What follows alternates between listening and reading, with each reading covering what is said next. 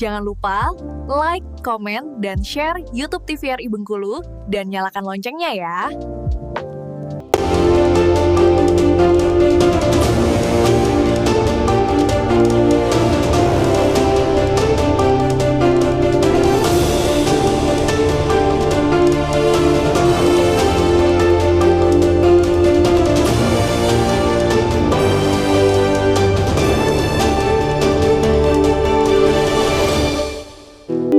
Selamat petang pemirsa, apa kabar Anda? Senang sekali jumpa kembali bersama saya Khairul Fahmi, kali ini di Berndo TVRI Bengkulu. Dan di kesempatan hari ini kita akan membahas tentang satu tema mengenai peran serta masyarakat dalam pemberantasan tipikor.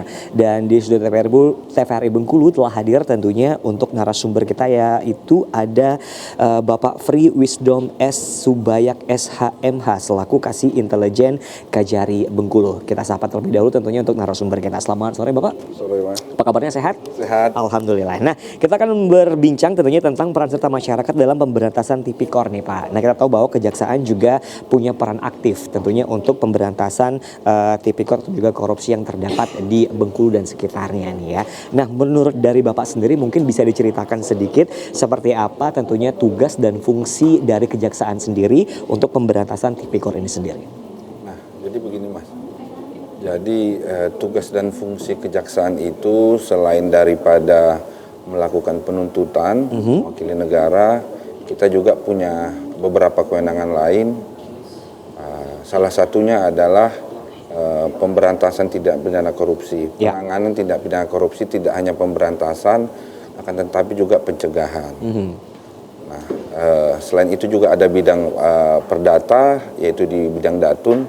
Jadi banyak tugas dan kewenangan dari kejaksaan, akan tetapi memang yang selalu memang lebih mengena ke masyarakat itu sering terkait dengan tindak pidana korupsi.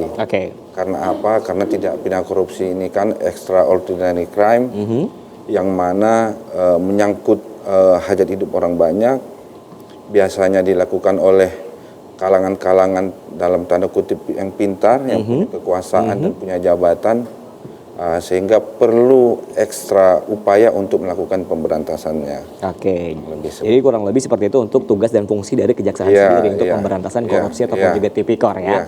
Nah baik, nah sembari kita tahu bahwa di Indonesia itu punya dua kebijakan nih tentunya ya, ada kepolisian, ada kejaksaan. Nah perbedaan antara kepolisian dan juga kejaksaan ini sendiri itu di mana letaknya Pak? Terhadap pemberantasan tindak pidana korupsi maksudnya, sebenarnya ada tiga. Baik. Dia ada kepolisian, ada kejaksaan, ada KPK. Nah, kalau perbedaannya sebenarnya kalau untuk pelaksanaan penyidikannya, pemberantasannya maupun pencegahannya semua sama. Karena memang seperti tadi saya sampaikan, ini kejahatan luar biasa sehingga perlu upaya bersama-sama lakukan pemberantasannya. Jadi kepolisian, teman-teman di kepolisian dapat melakukan penyidikan terhadap tindak pidana korupsi. Kita di kejaksaan juga punya kewenangan untuk melakukan penyidikan tindak pidana korupsi. Teman-teman di KPK juga punya kewenangan untuk melakukan tindak pidana korupsi. Semua sama, cuman hanya terkadang terbagi pada kelas-kelasnya.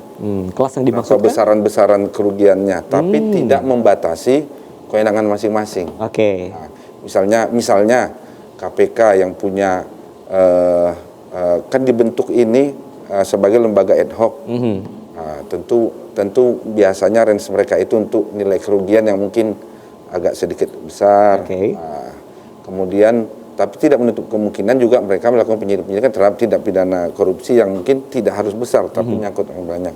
Demikian juga kejaksaan seperti itu. Biasanya kita di level kejaksaan negeri untuk yang kerugiannya dibatasi sekian, tapi tidak menutup kemungkinan.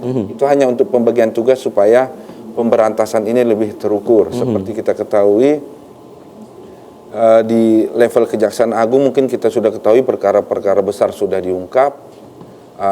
Di level Kejaksaan Tinggi di daerah termasuk Bengkulu juga saat ini di bawah kepemimpinan Pak Victor kita lihat juga beberapa perkara mulai diungkap. Kita juga di Kejaksaan Negeri ada melakukan pengungkapan, tapi kita lihat memang untuk penanganan perkara korupsi ini sangat dibutuhkan peran serta masyarakat. Oke. Nah, itu mengapa mungkin judul atau tema kita hari ini kami rasa sangat penting. Betul. Oke, baik. Nah, tadi disinggung tentang yang namanya peran serta masyarakat nih. Tugas dan peran serta masyarakat ini sendiri seperti apa, Pak? Tentunya untuk mendukung dari kinerjanya kejaksaan ini sendiri. Ya, jadi peran serta masyarakat itu sebenarnya sudah diatur oleh pemerintah. Ada peraturan pemerintah nomor 143 tahun 2018. Di situ menyangkut peran serta masyarakat dalam pemberantasan tindak pidana korupsi. Di situ juga diatur tata cara melapor, tata cara mendapatkan informasi. Di situ juga diatur masyarakat dapat mendapatkan penghargaan. Oke. Oh, masyarakat juga dapat penghargaan apabila melaporkan satu tindak pidana gitu.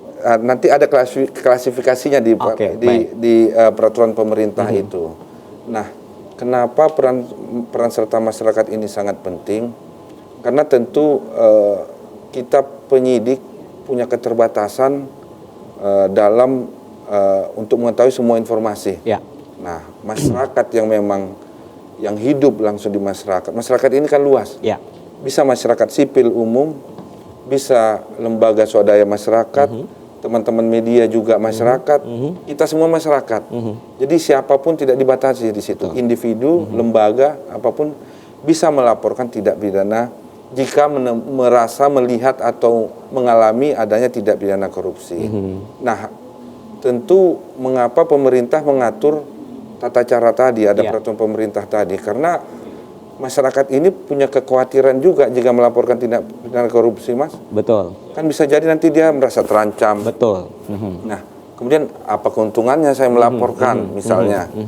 Nah, jadi kemudian terkadang seperti ini, masyarakat melapor itu terkadang hanya dilaporkan misalnya di sini ada begini-begini tanpa memberikan informasi yang lebih rinci atau informasi sedikit. Nah, terkadang penyidik memiliki kesulitan untuk mengembangkan, karena jika dikembangkan tanpa informasi data dukung, tentu kan kita juga tidak boleh zolim terhadap orang lain. Karena tidak bisa kita kesampingkan. Terkadang pelaporan ini juga ada faktor suka tidak suka. Iya, betul sekali, Pak. Belum tentu benar, tapi dilaporkan. Apalagi misalnya sudah menyangkut masa-masa pilkada, masa-masa pemilihan jika di daerah atau di desa, pemilihan desa. Jadi kan ini juga kita harus melihat, sehingga di peraturan pemerintah itu diatur bagaimana tata cara masyarakat yang ingin menyampaikan laporan pengaduan. Di sana disampaikan misalnya harus dilengkapi identitas pelapor. Oke. Nah, kenapa harus dilengkapi identitas pelapor? Agar kita bisa meng-cross check kepada pelapornya. Tentu kita melaporkan, kita punya tanggung jawab dong untuk dipertanyakan terkait dengan laporannya. Betul. Karena jika nanti kita langsung melakukan misalnya memanggil pihak-pihak terkait, ini laporan juga belum tentu siapa tahu valid. Fiktif ya, Pak ya. Ya.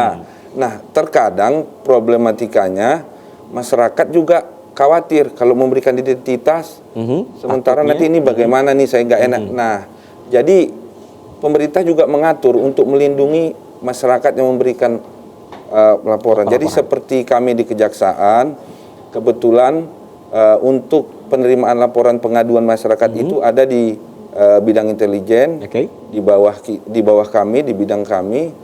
Jadi setiap masyarakat yang melapor itu kita identitasnya itu pasti kita lindungi. Oke, dirahasiakan ya, Pak. Dan itu sudah menjadi sumpah kita sebagai jaksa. Nah, tidak akan kita sampaikan. Oke.